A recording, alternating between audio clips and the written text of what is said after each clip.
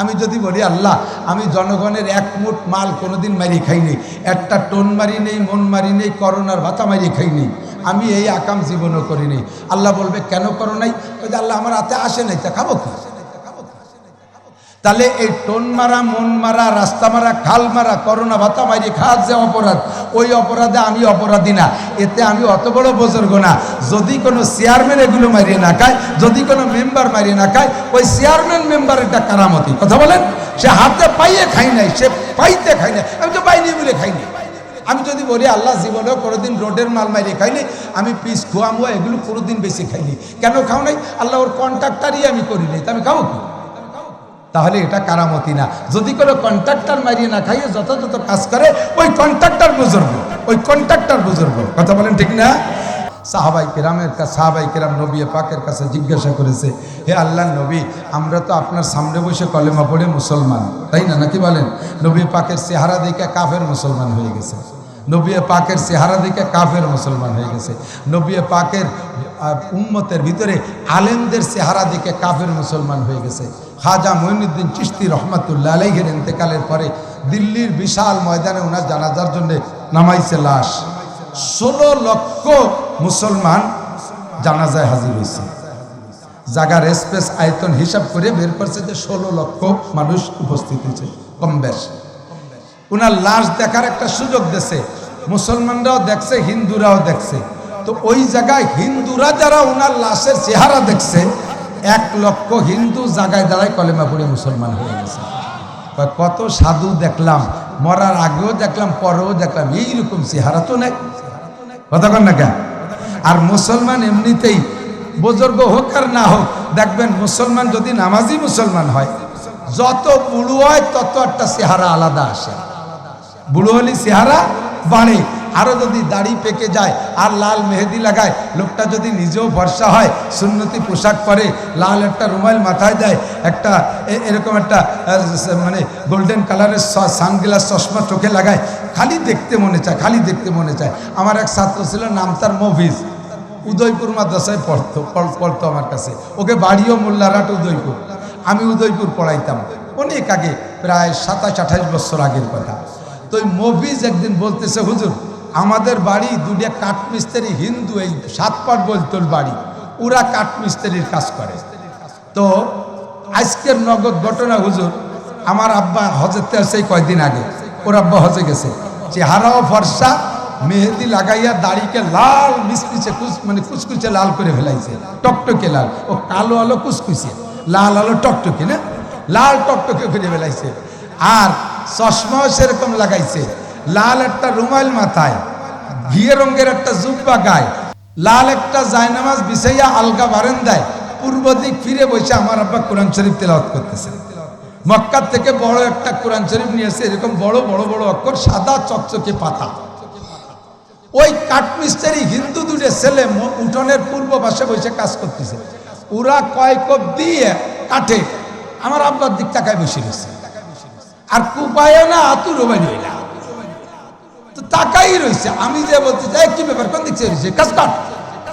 তো বলতেছে জ্যাঠা, দাদা কি কাজ করব, তোমার আব্বার দিক তাকাইয়া আমাদের চোখ ফিরেতে পারতেছি না, এইরকম চেহারা তো তোকে বলে না। আমাকে মুসাইরা যত বুড়ো হয় তত বেকাজা দেয়া যায়, বেশি বুড়ো হয়ে গেলে সোলাকুত্তর মতো দেয়া যায়। আর তোমার বাপরে যে কিরকম দেখা যাচ্ছে, ওকে বর্ণনা মফিজ কইছে আর আমি তাই নকল করলাম।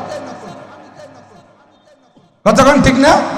বুড়ো হয়ে গেলে দাড়ি থাকে না, মুখের গালটাল ভেঙে যায়, বসে যায়, এরপরে হাত পাও শুয়ে যায়, এরপরে দুটি একখান ভরিয়ে জায়গায় একটু ভেলাই দিয়ে এরকম মাথা হয়েছে বসে যায়, দেখতে কিরম দেওয়া যায়। আর মুসলমান নামাজি দিনদার দাড়িওয়ালা টুপিওয়ালা লাল মেহেদিওয়ালা আরো যদি পাগড়ি পরে, আরো যদি চশমা লাগায়, আসলেই সৌন্দর্য বাড়ে। কতক্ষণ ঠিক না?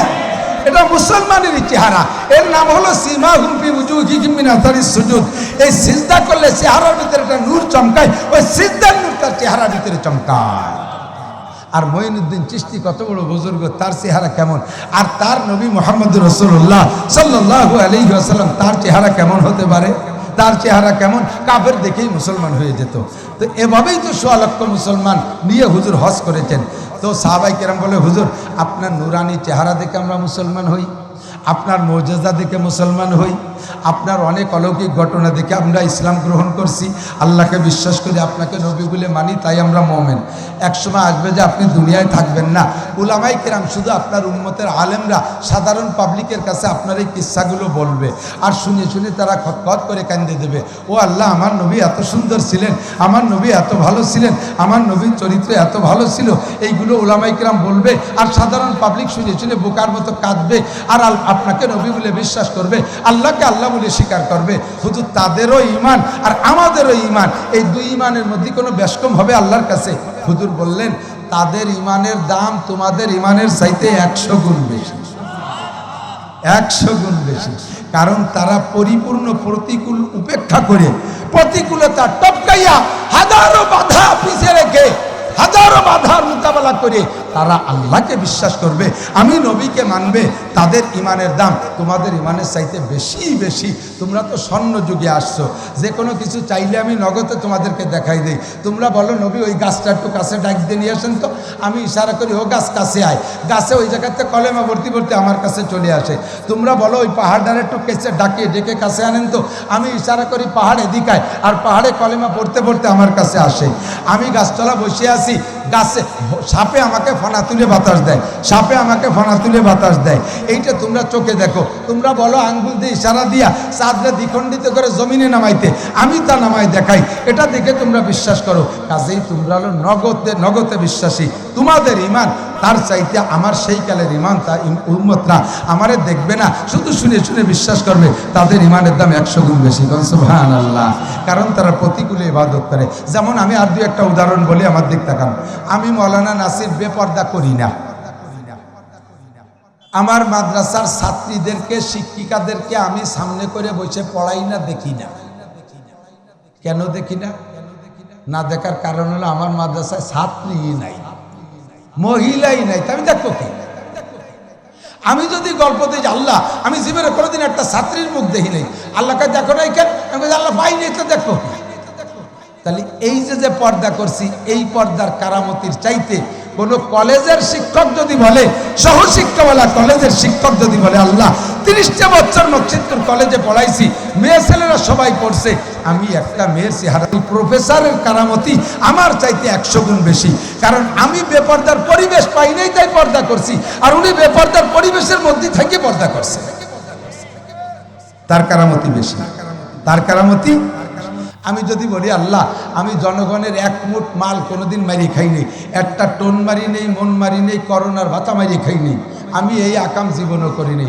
আল্লাহ বলবে, কেন করো নাই? আল্লাহ, আমার হাতে আসে নাই, তা খাবো কি? তাহলে এই টোন মারা, মন মারা, রাস্তা মারা, খাল মারা, করোনা ভাতা মারি খাওয়ার যে অপরাধ, ওই অপরাধে আমি অপরাধী না, এতে আমি অত বড় বুজুর্গ না। যদি কোনো চেয়ারম্যান এগুলো মারিয়ে না খায়, যদি কোনো মেম্বার মারিয়ে না খায়, ওই চেয়ারম্যান মেম্বারেরটা কারামতি। কথা বলেন, সে হাতে পাইয়ে খাই নাই, সে পাইতে খাই নাই, আমি তো পাইনি বলে খাইনি। আমি যদি বলি, আল্লাহ, জীবনেও কোনোদিন রোডের মাল মারিয়ে খাইনি, আমি পিস খোয়ামুয়া এগুলো কোনোদিন বেশি খাইনি, কেন খাও নাই? আল্লাহ, ওর কন্ট্রাক্টারই আমি করি নাই, তা আমি খাবো কি? তাহলে এটা কারামতি না। যদি কোনো কন্ট্রাক্টর মারিয়ে না খাইয়ে যথাযথ কাজ করে, ওই কন্ট্রাক্টর বুজুর্গ, ওই কন্ট্রাক্টর বুজুর্গ। কথা বলেন, ঠিক না? এমনই করে সাহাবায়ে কেরাম নবী পাকের জামানায় ছিল, সে সময় ইসলাম ঈমানের পর আমল করা সহজ ছিল, তাই তারা আমল করেছে। এখন আমাদের জন্য হাদিসে পরিষ্কার আছে, হুজুর বলেন, এমন একটা সময় আসবে, হ্যাঁ মুসলমান আমার দিক তাকান, এমন একটা সময় আসবে যে হাতের উপরে আগুনওয়ালা কয়লা, হাতের উপরে আগুনওয়ালা কয়লা রাখা যত কঠিন হবে, ঈমান ধরে রাখা তার চেয়ে কঠিন হবে। এখনই কিন্তু সেই সময়, এখনই সেই সময়, ঠিক না? একই কলেজে পড়ে যুবক, একদল যুবক আর যুবতী 14ই ফেব্রুয়ারিতে মোটরসাইকেলে জোড়া বাঁধতে চলে গেল, আর সেই জায়গা আর একদল যুবক, আর একদল যুবতী, যুবকরা অজু বানাইয়া জামা টুপি পরে মসজিদে চলে গেল, আর যুবতীরা বোরকা পরে বাসায় চলে গেল। এই সামনের পর একদল যুবক যুবতী ওই করলো, আর আর একদল যুবক যুবতী এই করলো। এদের এই করাটা বহুত বড় কঠিন, কতক্ষণ ঠিক না? এই জামানাটাই বড় কঠিন জামানা। এজন্য নবী পাক বলেন, মান তামাসসাকা বিসুন্নতি ইনদা ফাসাদি উম্মতি ফালাহু আজরু মিয়াতি শাহীদ। যে সময় দুনিয়া থেকে সুন্নতগুলো মিটে যাওয়ার সম্ভাবনা দেখা দেবে, মুসলমানের অলসতার কারণে, অমুসলমানদের অপকৌশল অপচেষ্টার কারণে সুন্নতগুলো ভিতর থেকে বিলুপ্ত হতে থাকবে। ওই সময় যদি একটা সুন্নতের পর কেউ আমল করে, ওই সুন্নতের পর আমল করা হবে সুন্নতকে জিন্দা করা, সুন্নতকে জীবিত করা। সুন্নতকে জিন্দা করার উদ্দেশ্যে যদি কোনো যুবক একটা সুন্নতের পর আমল করে, ও আমার সাহাবায়ে কেরাম, তোমরা যারা আমার সাথে উহুদের যুদ্ধে যাইয়া, বদরের যুদ্ধে যাইয়া, খন্দকের যুদ্ধে যাইয়া, খাইবারের যুদ্ধে যাইয়া, বিভিন্ন যুদ্ধে যাইয়া তোমাদের মধ্যে যারা আমার সাথে তাইকা শহীদ হয়ে গেছে, এই রকম শহীদের 100 শহীদের নেকি যে পরিমাণ, আমার দিক জীবন ভরে শুনতে শুনতে তেলসা হয়ে গেছেন, একটু গভীরভাবে শোনেন। যুদ্ধে যাইয়া নবীর সাথে থাইকা কাফেরের মোকাবেলায় যুদ্ধ, তাও কোন যুদ্ধ? উহুদ, যার 70 জন শহীদ হয়েছে। বদরের যুদ্ধে 14 জন শহীদ হয়েছে, আর বাকি 309 জন জীবিত ফিরে আসছে। এই 309 জন সম্পর্কেই ঘোষণা যে তারা বদরের যুদ্ধে থেকে ফিরে আসার পরে মরণকাল পর্যন্ত যদি এক ওয়াক্ত নামাজও না পড়ে, একটা রোজাও না রাখে, যত প্রকারের গুনাহ আছে তা যদি করে, তবুও তাদের আমল নামায় বেনামাজি বলে লেখা হবে না, তাদের আমল নামায় কোনো গুনাহ লেখা হবে না। গফির আলাহু মা তাকাদ্দামা মিন যামবি ওয়া মা তাআক্কার, এক বাক্যে ঘোষণা, তাদের আগে পিছে সব গুনাহ মাফ। দেখেন, আমাদের বাংলাদেশ স্বাধীন করার জন্য যে সকল মুরব্বীরা সেই কালে স্বাধীনতা যুদ্ধ করছে, এখনো কি তারা যুদ্ধ করে? তারপরও তাদের নামে মুক্তিযোদ্ধা ভাতা আছে না নাই? আছে না? কেউ ডাইরেক্ট যুদ্ধ করে, কেউ উস্তে কুটিয়ে খাওয়াইছে যুদ্ধাকে, কেউ একটু বানিয়া কেউ খাওয়াইছে, এভাবে মুক্তিযোদ্ধা হয়ে গেছে। তারপরও সেই নামটা যে পাইয়ে গেছে, ওই নাম ধুয়ে খাচ্ছে আল্লাহর রহমতে, তাকে নামে কুঠাও তৈরি হয়ে গেছে। একটুক বাংলাদেশ স্বাধীন করতে তাদের এত সম্মান, আর ইসলামকে স্বাধীন করার জন্য বদরের যুদ্ধ, আল্লাহ পাক এই যুদ্ধটাকে এত পছন্দ করেছে যে মুজাহিদিনরা মরাকাল পর্যন্ত কোনো গুনাহ করলেও তা লেখা হবে না, তারা নামাজ না পড়লেও বেনামাজি লেখা হবে না। আর সেই জায়গায় যে 14 জন শহীদ হয়েছে, তাদের মর্যাদা কত বেশি। নবিকা ওই রকম শহীদের 100 শহীদের যে নেকি, তোমরা শেষকালে বর্তমান জামানায় যুবকরা, বৃদ্ধরা, নারীরা, পুরুষরা একটা সুন্নতের পর আমল করলে সেই পরিমাণ নেকি। আমরা যখন বয়ান দেই আপনাদেরকে, জিহাদের বয়ান শুরু করব, এখনই যুবকদের ভিতরে রক্ত তুফান খেলবে। জিহাদের বয়ান শুরু করলে এখনই এমন বয়ান দিতে পারি আল্লাহর রহমতে যে এই মুহূর্তে যাইয়া দাউকাছি খুন্তা কুরল যা আছে তাই নিয়ে ঝাঁপাই পড়বে কাফেরদের উপরে।